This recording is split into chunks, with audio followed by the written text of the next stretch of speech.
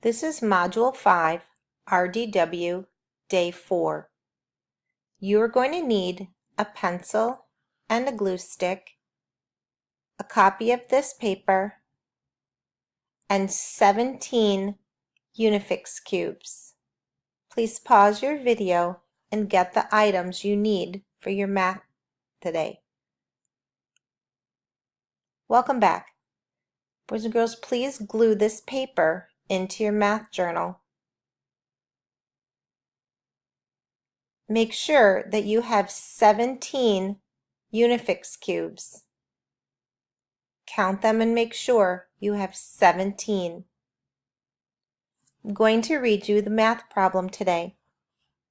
Brandon has 17 cubes. He connected 10 of them to make a 10 stick. How many does he have left over? So with your 17 cubes, you're going to make a 10 stick, and then you'll have some left over. How many does Brandon have left over?